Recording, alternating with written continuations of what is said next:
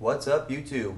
This is Paper Can. Welcome back to my Dwarf Fortress tutorial. This is episode number 6, and we're gonna get our crafting industry set up and get some temporary housing for our dwarves who are currently passing out where they lay.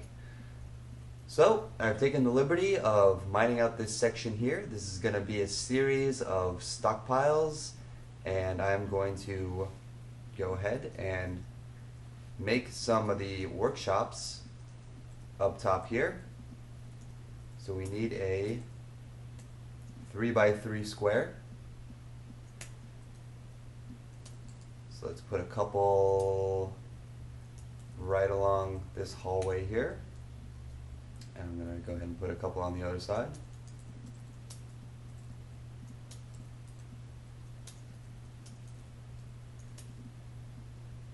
And a little doorway there. And the idea is that as they're working, they will be very close to the corresponding stockpile that they're going to be placing their finished goods, which are on the sides, and I'm going to put in the middle in these bigger stockpiles sort of all the raw materials that they're going to be using, like wood and stone and maybe even metal. We'll see. I added another stairway down here that's going to connect to this one up top, which is right next to our farms. So let's go ahead and unpause the game so they can get started on all that. If you remember, we have a bunch of beds already made. And so what we're doing with our carpenter's workshop right now is we're making barrels for the food industry. And I just got an announcement. It says you have struck limonite. So I'm going to hit A for announcements, and it's all the way down there on the bottom. I could hit Z to zoom to location, and we can see right there they have struck is a rough-hewn limonite wall. But let's get started on placing some of those beds so our dwarves will actually have somewhere to sleep that is comfortable and safe. I'm going to use one of these future farming places as a temporary dormitory, and this is a good place. It's a good way to set up several beds without making bedrooms, which we will be making later on. And if you remember what I said, the B for buildings menu is a little bit misleading because it is not just the menu that we're going to be using to build things, but also the menu we're going to be using to place things that we have already built. So I'm going to hit B for building, and then the hotkey for bed is also B, unsurprisingly enough. And now we have a green X, and this is where we are going to place our beds. So let's go ahead and hit enter and pop one here. It says on the right, this is the material, this is the type of bed. It's a acacia bed. Put one there, and we will put another there, and we have 7 dwarves, but let's go ahead and put 8 for the sake of symmetry. Okay, hit escape, and now anyone with the hauling labor enabled can go and place those beds down there. Looks like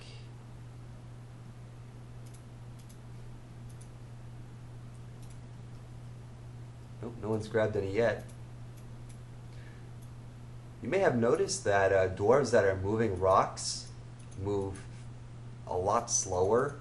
That's because they actually consider weight in this game. So when someone's hauling a rock, which is pretty heavy, they actually move pretty slowly. That's another benefit of making our rocks into rock blocks, is that they are a lot lighter. But I think we have enough rock blocks for now, and we are not really going to be using these workshops any longer since they're going to go underground. So let's go ahead and remove these buildings. I'm going to hit X on the carpenter's workshop and X on our mason's workshop. And I believe they have placed a couple beds here for us. We are going to hit Q for set building tasks and preferences and go to our bed here And this is where we're going to designate this area as a dormitory. So we have one option, and that is hit R to make a bedroom. So I'm going to hit R, and we're going to resize the area of the room with our plus and minus keys. So I'm going to hit plus until it encompasses this whole room. That's good enough. You can see as I hit plus, it's actually spilling out into the adjacent room. That's not going to be a problem later on when we start placing doors, but for now this is satisfactory. Hit enter. And now we have a few more options. We can assign this bed to a particular dwarf. We can make it a barracks, or we can make it a dormitory. And that's what we want to do. I'm going to hit D, and now it has a little Y next to dormitory, saying that yes, it is a dormitory. And hit escape. And now any dwarf who needs to sleep can come in this room and just choose any available bed, actually have a comfortable place to sleep. Alright, we're making some pretty good progress up here. And you can see right here, this little bit, this is actually limonite ore, which is great. So we can make some iron later on. But this is going to take them quite a while. So I'm going to go ahead and pause the video while they keep working on that. Alright, so they're not quite done mining out the room, but I figured I would take this opportunity to cover a couple other things. One thing that we haven't done yet that we need to is we need to set a stockpile for all the refuse that's building up. And what refuse is all these little purple tiles.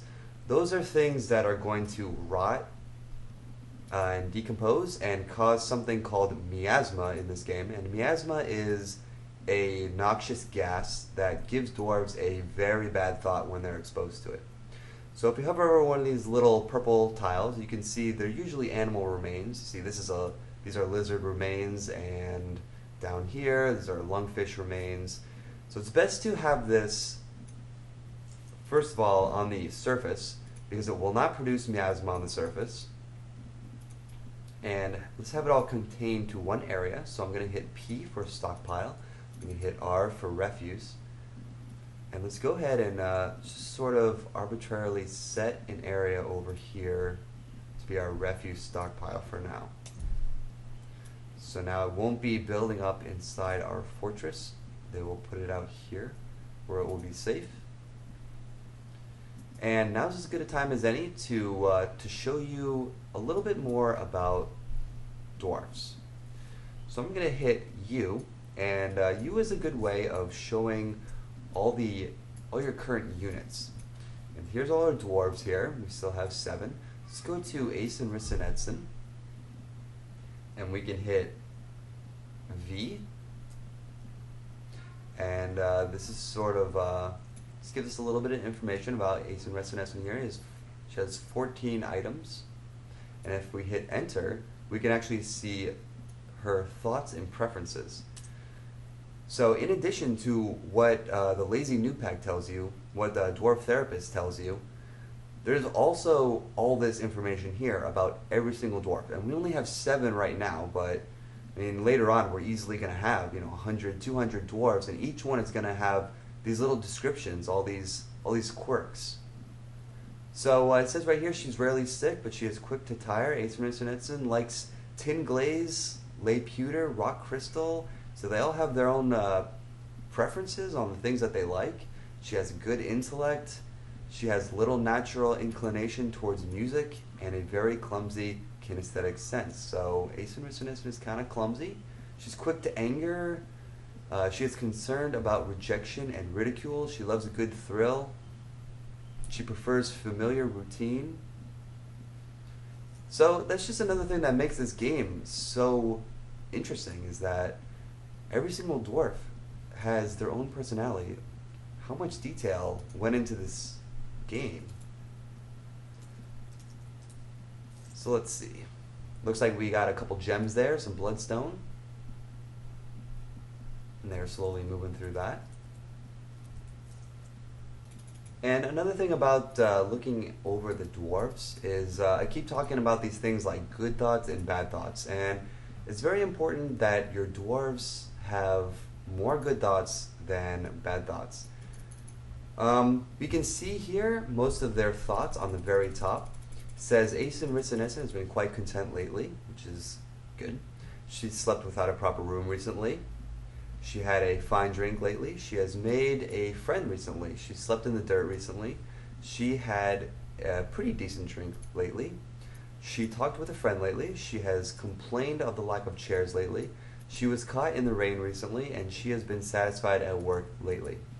So overall, not too bad. And the things that she's complaining about are well underway. The fact that nobody has a proper bedroom, and we're going to get some chairs real soon.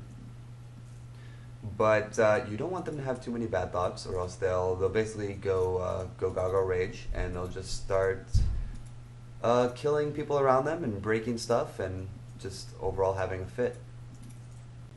Alright, they have dug out a good amount of this level here, enough for us to at least get a couple stockpiles set up.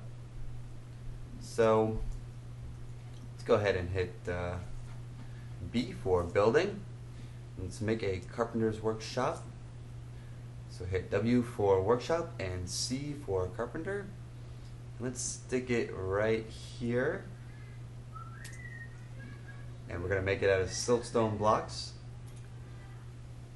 That way the value of this workshop will be higher, and siltstone blocks are a lot easier to move around.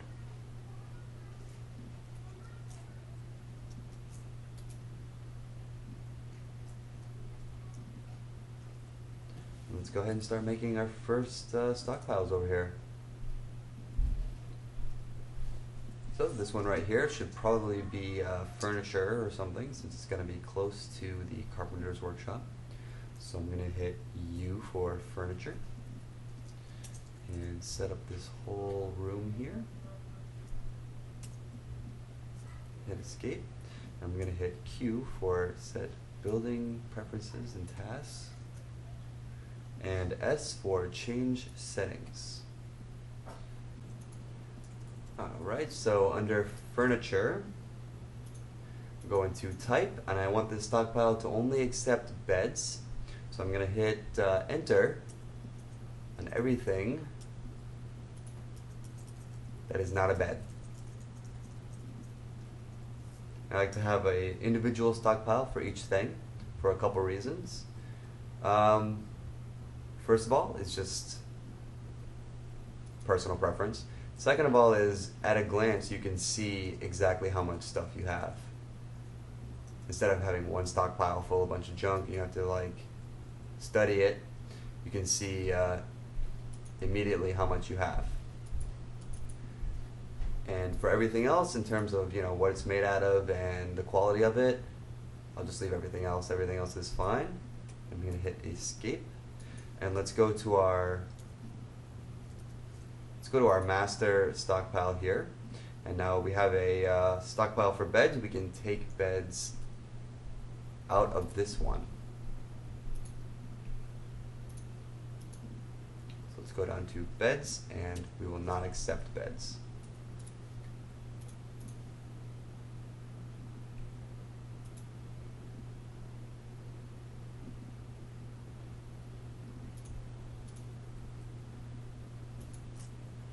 And it looks like there was a battle over here. Let's see, Stray Rooster is dead. And Stray Hen is dead. So that's why you move inside as fast as possible. Because when you dilly-dally, people die. So let's see what happened there. Let's go to A for announcements. And look at all this red stuff. It means a bunch of bad stuff happened. And guess what? It was our friend the Wolverine. And he killed all my animals. So that's cool. But you can take this as a, a learning, as a lesson.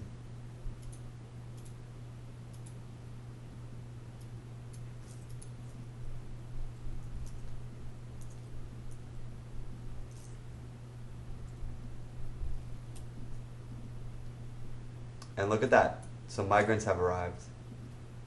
Now, migrants are going to be your primary source of population early on. And you see, when you get migrants, the screen jumps over to wherever the migrants have entered the map. And that can be pretty confusing because now that they're here, our view is all the way over here and we have no idea where we are. But that's okay, we can always hit F1 and that will take us to where our cart was.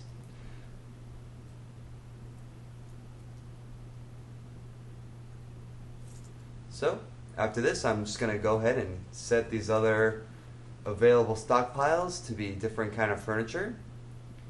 And we are going to place our mason's workshop in the empty spot over here on the right. In the next episode, we're going to talk about getting our bedroom set up, and we're going to take a look at our new dwarves that we just got. So, thank you for watching. Please leave me some feedback, and I'll see you in the next episode.